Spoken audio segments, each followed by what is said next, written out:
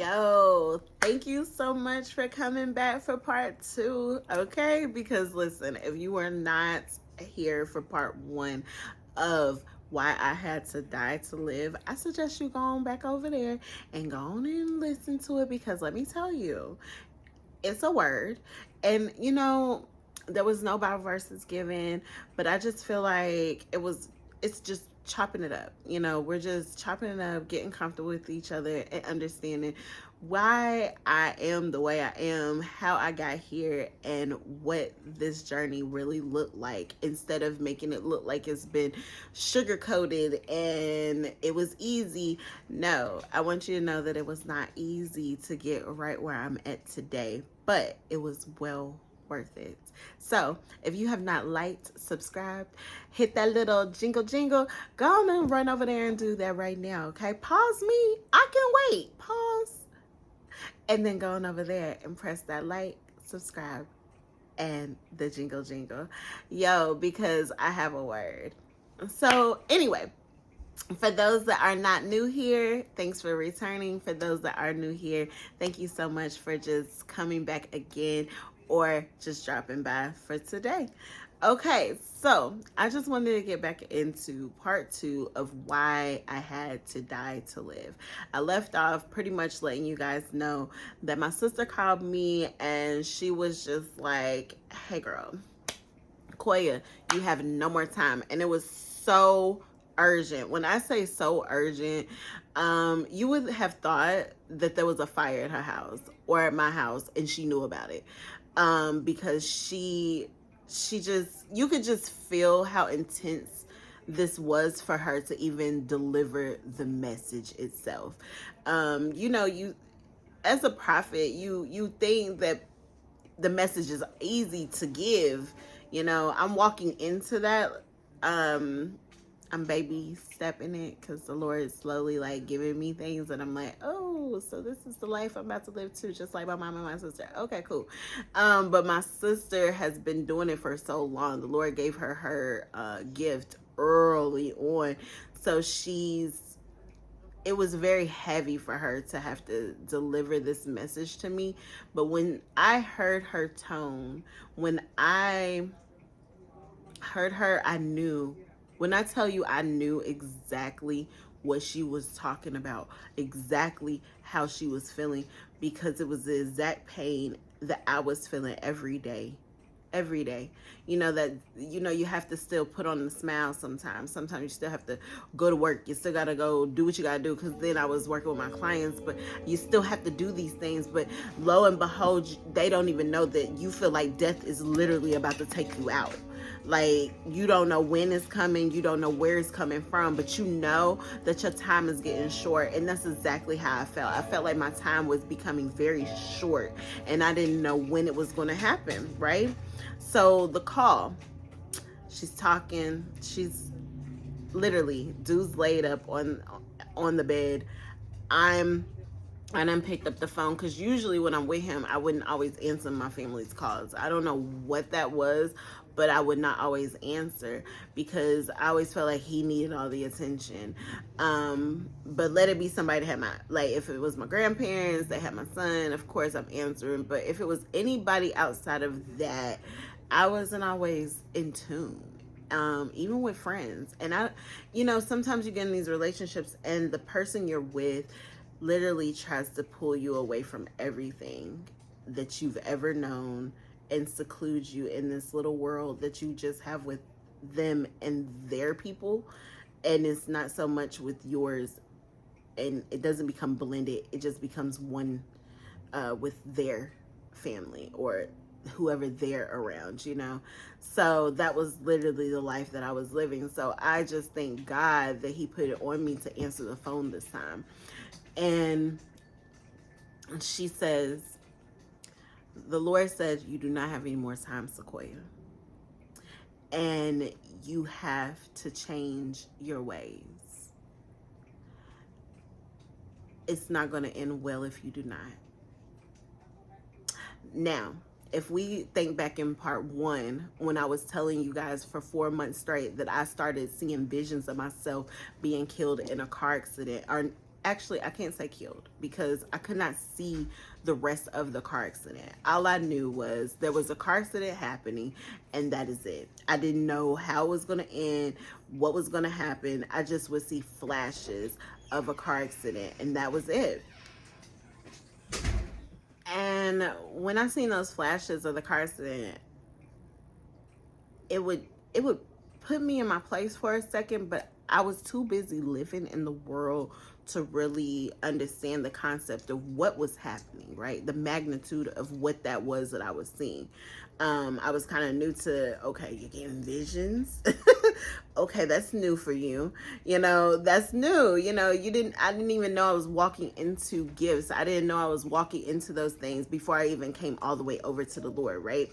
So, needless to say, my sister's urgent conversation is like, telling me I need to be done with this relationship. You need to stop choosing everything but the Lord. And then another part of the conversation, her husband. Her husband asked to speak to me. Now, mind you, I have never really had that many conversations with him. So he's like, let me speak to your sister.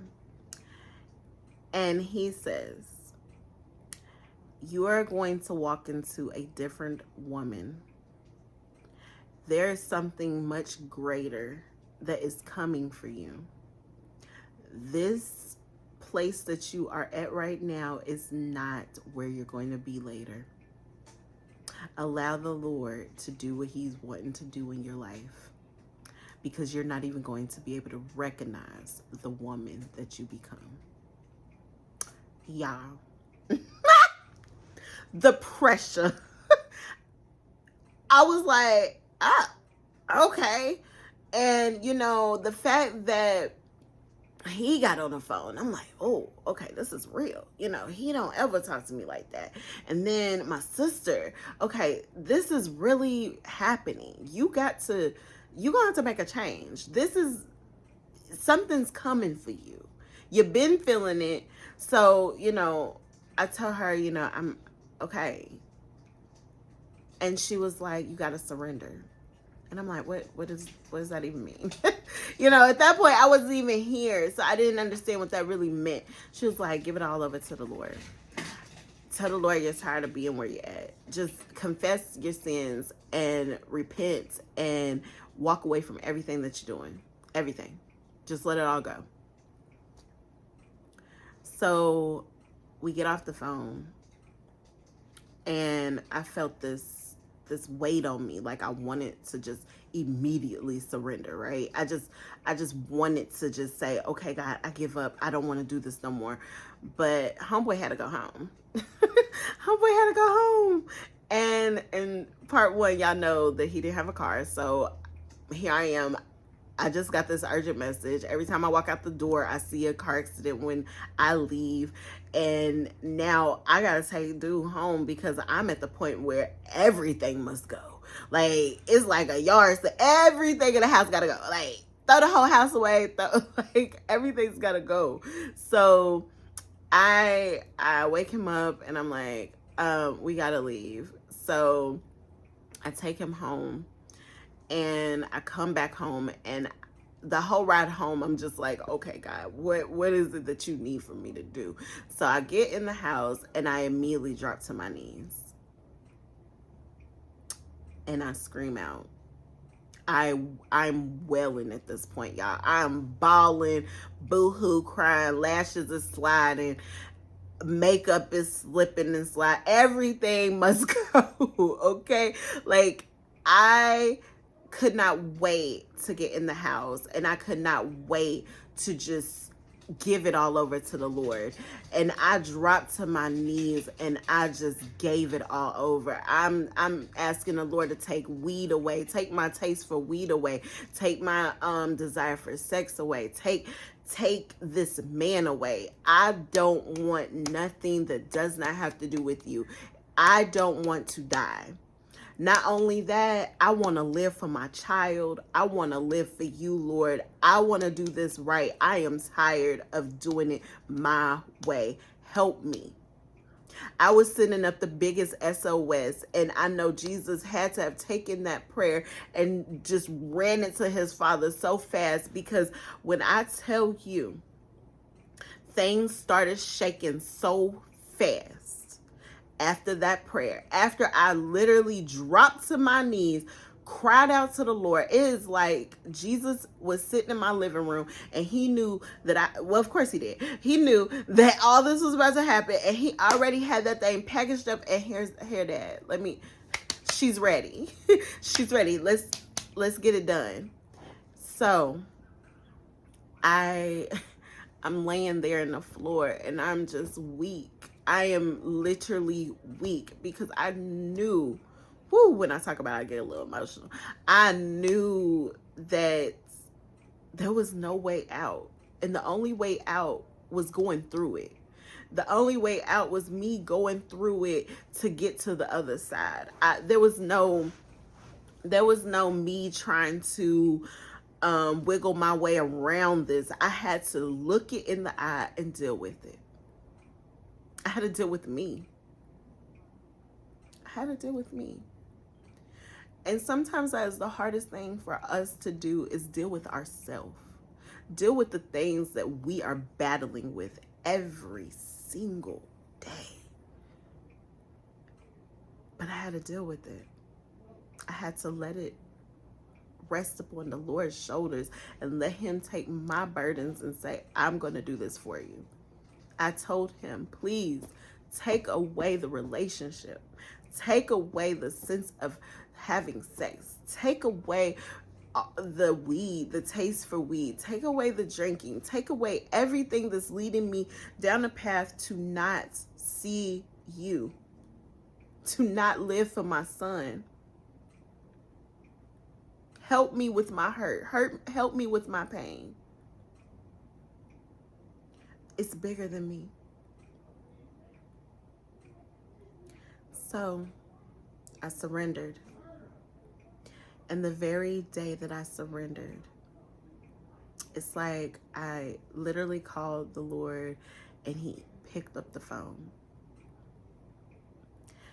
And when he did, everything changed.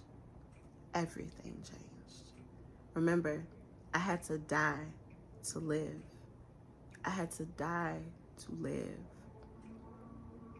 I said, Lord, in my surrendering, I said, Lord, take away the man. I won't go back to him. I'm done with that. I don't want that no more. However you got to do it, take it away. Show me how to get out of it. I can't do it no more. Well, you get what you ask for. I know that's one of my videos. Be serious about what you ask the Lord to do in your life, because it just might happen.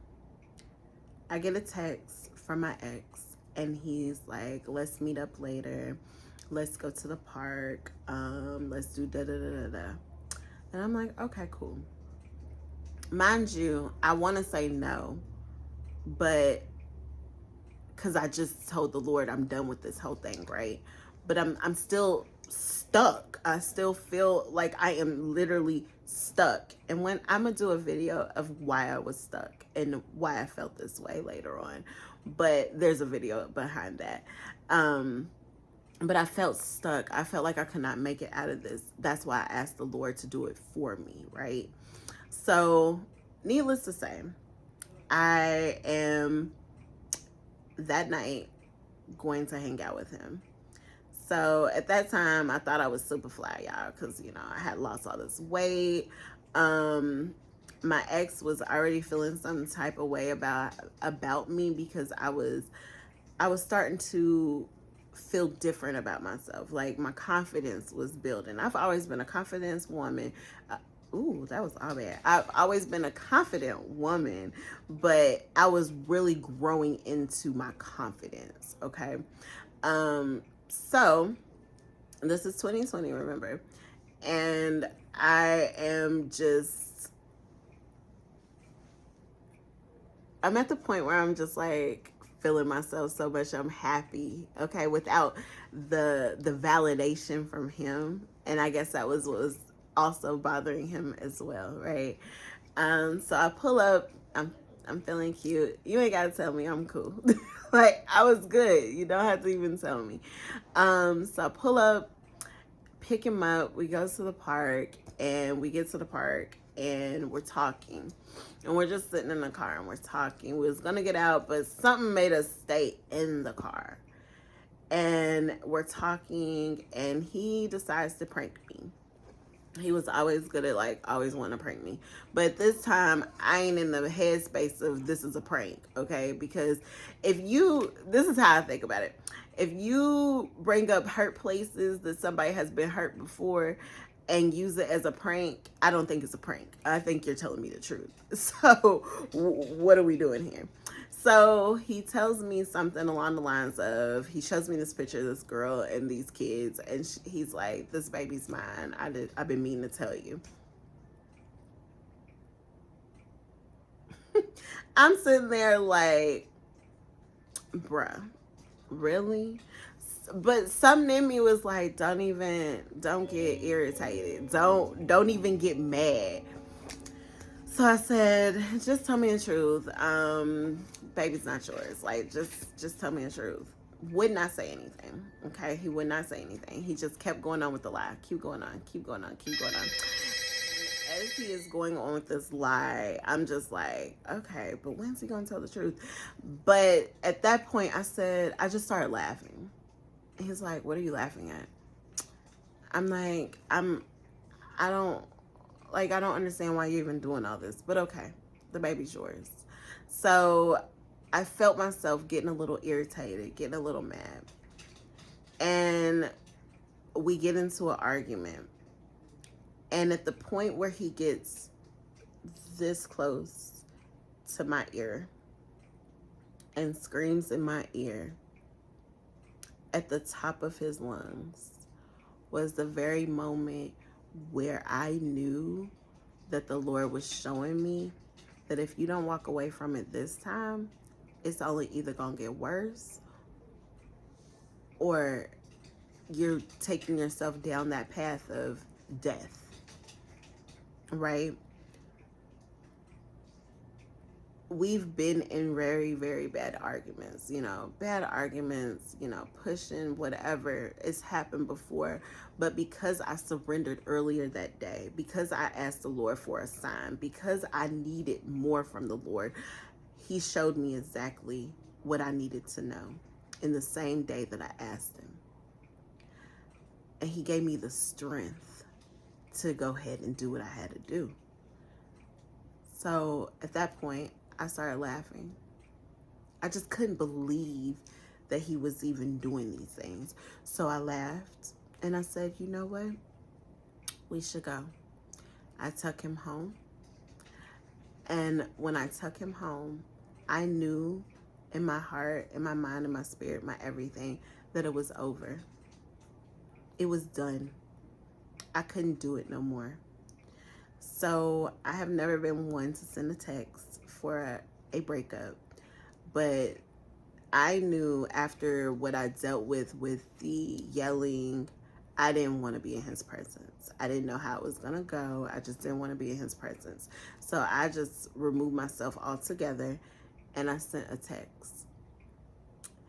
And I told him, I said, I've been really feeling like the Lord's been calling me.